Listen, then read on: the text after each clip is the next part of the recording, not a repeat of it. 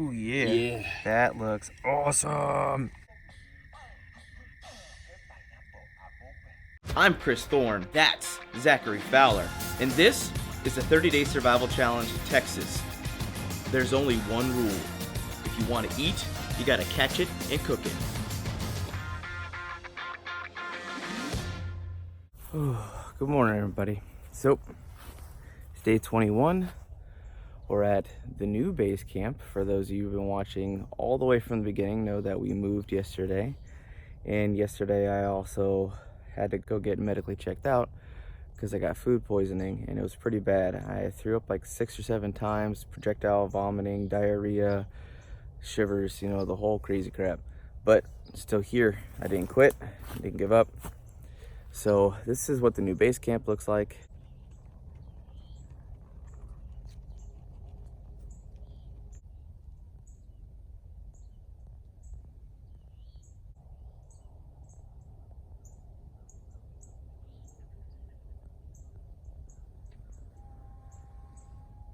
And for all my regular viewers, this will all look pretty familiar given the fact that this is my bug out location. This is my top secret location. Well, I mean, Zach knows about it now, so top secret can only last so long. That's where Zach's camping out. Got my fire pit with the rocks. He built himself a little triangle chair. Got his whole system set up. I've got my war bonnet hammock all set up. The bug out roll, rocked and ready to go. My Kifaru pack. And I got myself a nice little canopy that I can straight up walk under head height, so I can actually have more of a living quarters if we have a rainy day.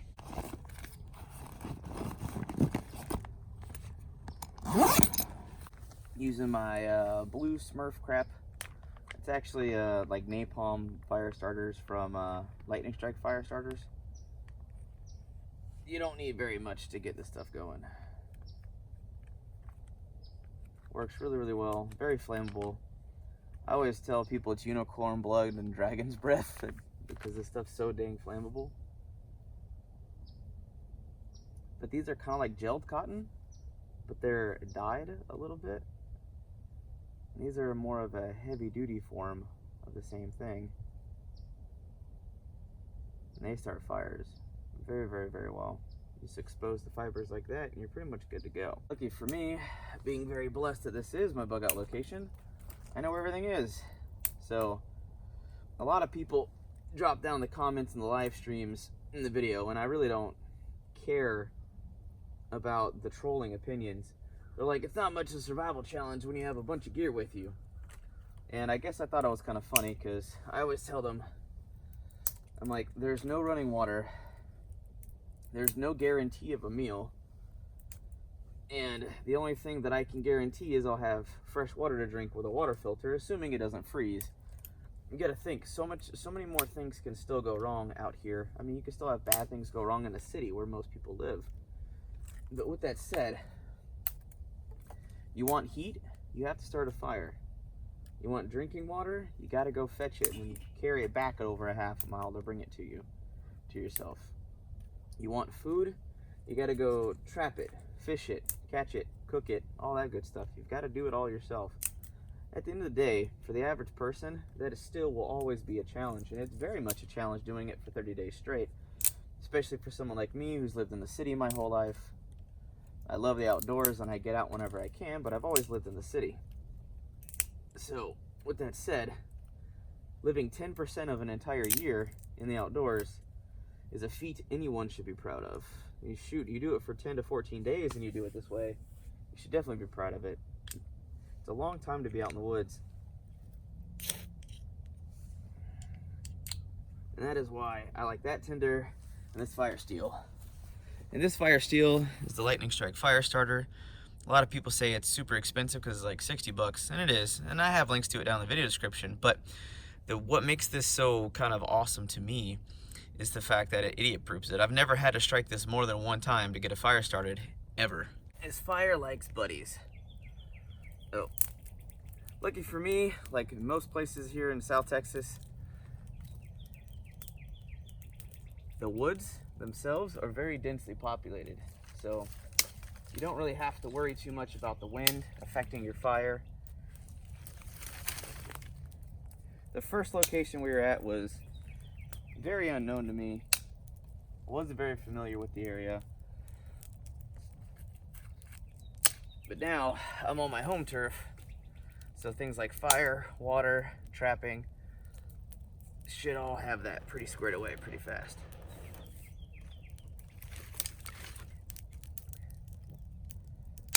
But like I said, fire likes buddies, so give it buddies and it'll burn really well for you. And the good thing about all the woods being so dense out here, there's always dead stuff, always dead crap everywhere. That will never, ever, ever, ever be a problem for you. You can always find stuff on the ground, and you don't have to use your knives, tools, saws to get a fire started. Just find some dead crap and pick it up and use it, because it'll always be there, I promise.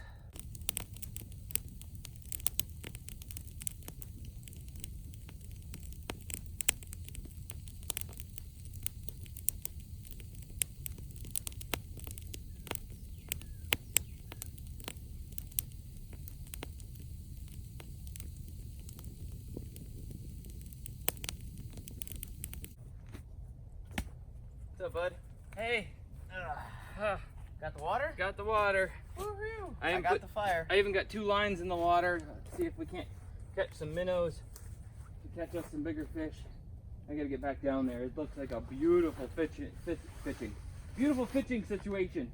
Right? Beautiful fishing situation. Yeah, the water should be clear with all the rain and flooding they've been getting all this month. Beautiful. Perfectly clear. Where are we hanging this thing anyway? We should have some spots around here or a branch somewhere.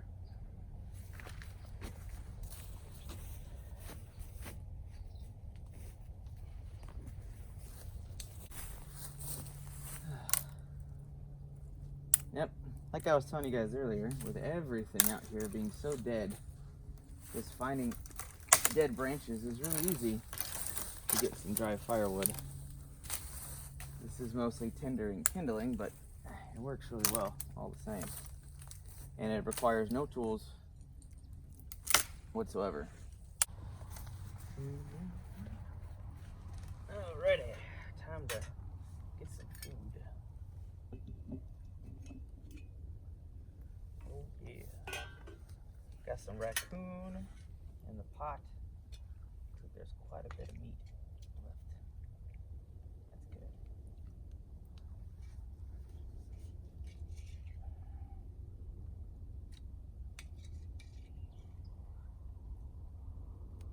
Nice and hot, just like I like it.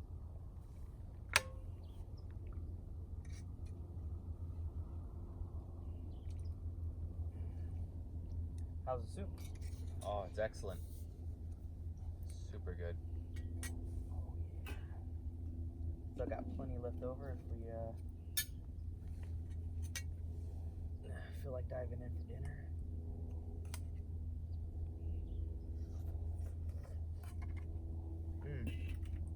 But of course, no meal would be complete without a little bit of chupacabra. It had to come with me in my pack. Good bit of flavor. And it just, oh wow, it's just falling off now. It was stewed for a day and a half, 2 days. Super, super, super, super happy with this meal. All right, now that breakfast is over, going to heat up the water a little bit and try to do dishes, as it were. Got some water from the gravity bag. Gonna move this stuff over. Gonna find me some leaves, scrub on my pot.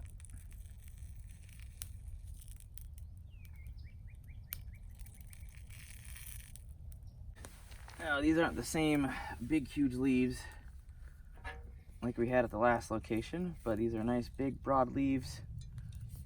Got some good veins. Be able to use the hot water. Kind of clean off some of the food particles and all the nasty bits.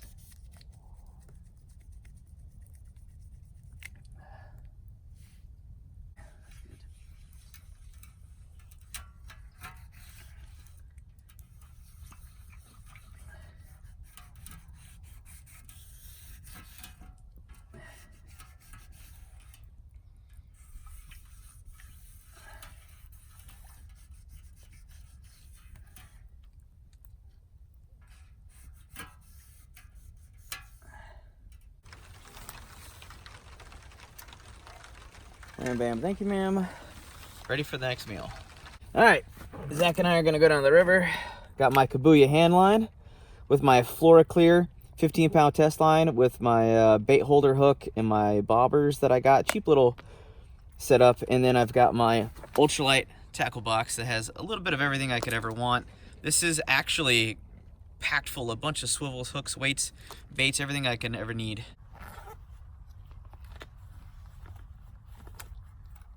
Should fit right in my pocket. Haha, time to go fishing. We're going to go down to the creek. Zach's ahead of me because he lugs more stuff. I like to go the lightweight approach. There's no reason to bring a 3-day bug out bag for a fishing trip, but who knows? Maybe he floats down the river because he drowns because he's not a good swimmer. All right, so this is our creek, our new creek. It's probably gonna be one of the most beautiful fishing spots we've ever hoped to come across here in South Texas. So hopefully the beauty will also be bearing and fruitful when it comes to all the fish and crawdads and bass and catfish we can catch. So Zach is setting up his fishing kit from the Stanford Outdoor Supply Kit with his expandable fishing reel. We're trying to get some active casts in. All right, so I got these baits from the B.O.S.S kit from Stanford Outdoor Supply. Also is where I got the bobber in my fishing kit. It's a 127 piece kit for like 20 bucks. It's a really good deal. But I'm gonna try one of these artificial baits, and then if I do that a couple times and it doesn't work, I'm gonna go for and find some actual live worms.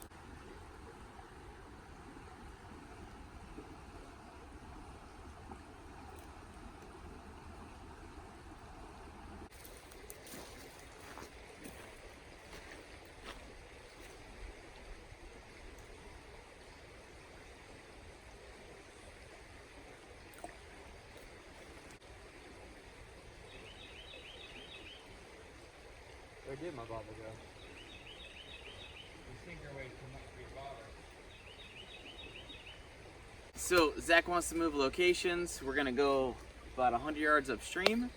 It's another spot kind of like this where it like breaks in a pool, and there's another side where the stream runs down, flows down a little bit, but we're seeing a lot of jumps over there. So we'll take a look and see what's what. You folks at home wondering, this is my little tackle set. It's got artificial baits, got some bobbers, some split shot weights, got some different types of hooks, and for things like catfish, smaller fish, we've got some braided test line. We've got a bunch of big sinkers, little sinkers. We've got a little bit of everything we need in here, screw eyes, the whole nine. Zach, you want to wave back to him real quick so I can see you? Yep, that's Zach. He's found a nice flat rock, if I'm imagining right. Yep. Nice quiet area over here. I'm gonna go over and show you my area. Look at this area, y'all. This place is beautiful. Come around this big rock. Wham! Fishing spot 101. Oh.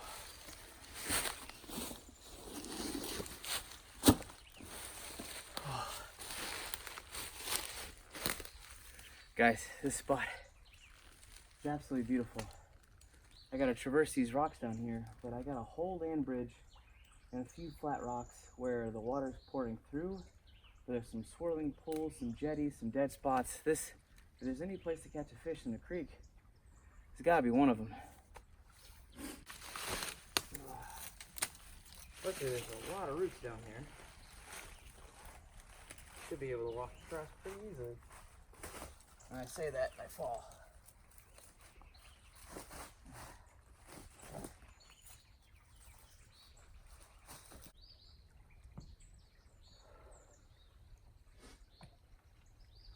This place looks amazing. I love it.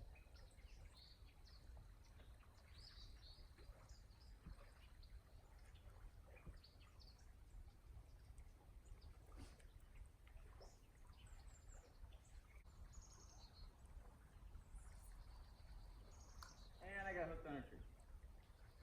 Fun.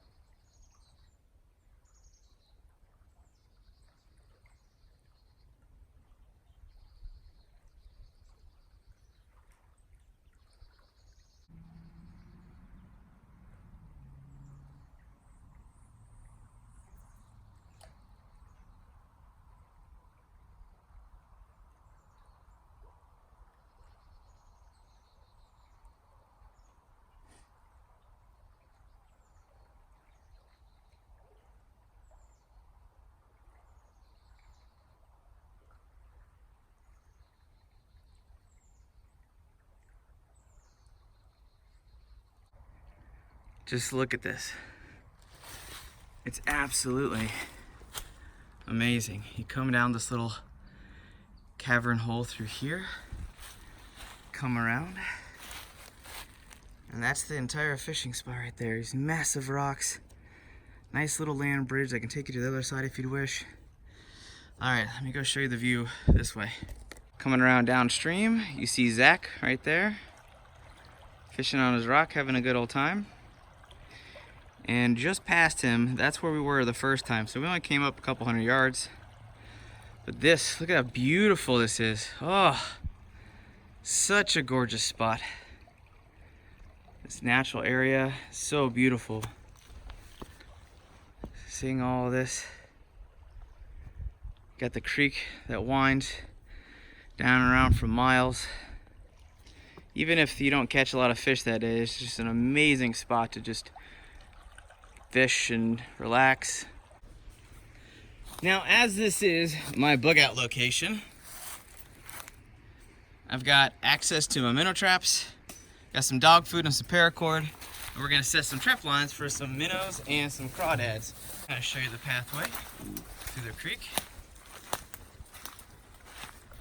It's not exactly a well-traveled road. I got Zach down the other end who's been reblazing this trail. I cut a primitive one with a machete a little while ago, but he made it just a little bit better. And we're gonna go over these rock faces down to the spot I was at earlier. We're gonna get these bad boys set up, and hopefully tonight we'll have some crawdads and some minnows. All right, y'all, so getting these traps set up. My minnow traps with the bait, all that good stuff. Zach's down there by the creek, trying to see if he can get some casting, get some more bites and nibbles off that stuff. No guarantees though, it's just how it is. In working order, but I got 3 for now. That buys us time to do what we got to do. 3's quite a bit actually. There we go. All I got to do is drop in the bait, get them connected to lines, we'll be good to go.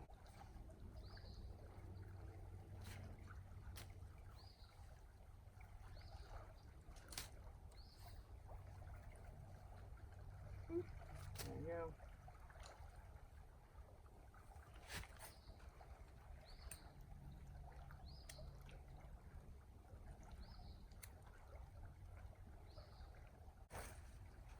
Go ahead and tie some knots.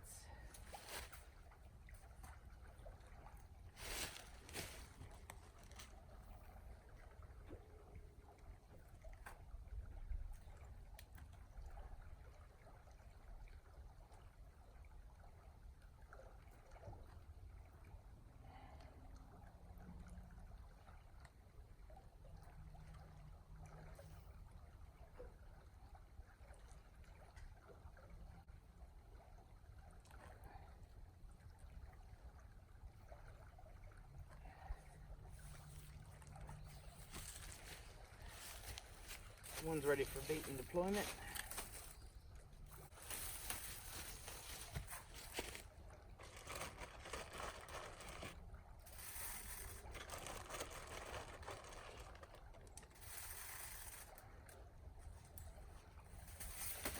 Oops. Second one's ready.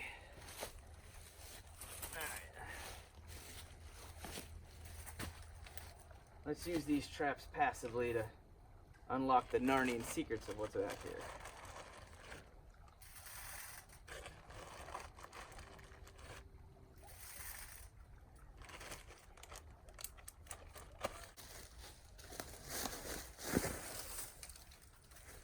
Ooh. Nice little mudslide ride.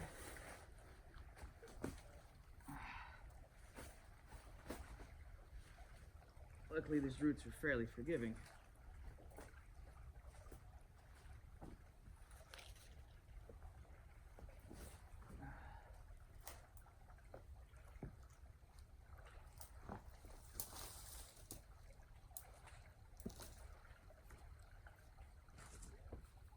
I like this spot. Lost a little bit of bait.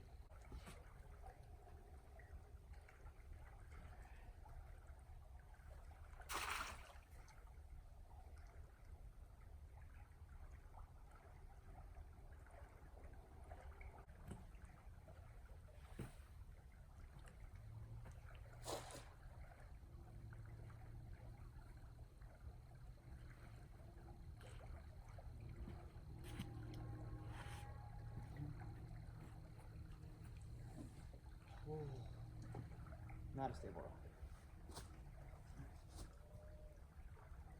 rock. We're trekking through, going back through the trail, and Zach's going to be doing some night hunting to try to get some hog. Now, what is more dynamic about my particular bug out location, because this is my go-to SHTF bug out location.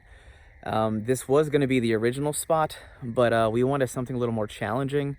And like you guys know, for the first 20 days, we were allowed to use Bob Hansler's massive thousands of acre property that was completely undeveloped out there because it was unknown to us. The challenges were going to be very different. Here, I still have to catch and cook everything. We still have to fish and forage and do all that crap to stay alive. However, the one thankful spot, which is more realistic to us in a survival situation, this is where I would go to survive out in the woods, to go hunting, to go fishing, to do trapping, to do all of that shabams. I do it here. So being able to full on test this for at least 10 days is a pretty awesome dynamic, in my opinion. You guys can drop down in the comments, tell me what you think anyway. If you think it's cheating, well, you can kiss my butt, because this is where I would go anyway. So I think testing the land around me and see if I can hack it in my own spot in a place that I recognize is going to be cool. Got the fire started. Got some raccoon on the stove. Gonna eat some food. I think Zach's over there in that very kind of faint light spot over there, getting set up for a night hunt where he's gonna hunt some hog and some bigger hog. Maybe we get some pork belly.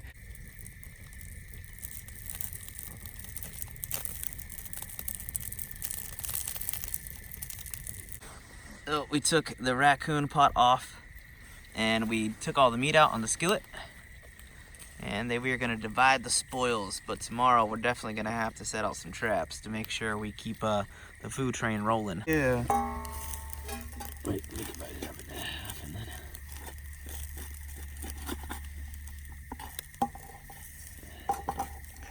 Man, that almost looks like shredded pork or something. I know. To me, it looks like corned beef and hash or something like my grandma used to make that I didn't like for some reason back then. But then I had it again recently, and I was like, oh, I'd like to die for that.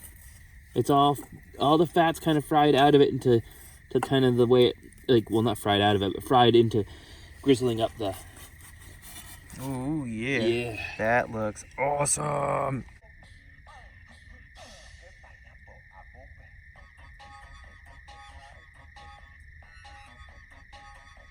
So explain to me how that got viral. It's done really well. Probably has something to do with more of a culture thing. To make sense as to why he's doing it or what he's saying. That was such a good meal.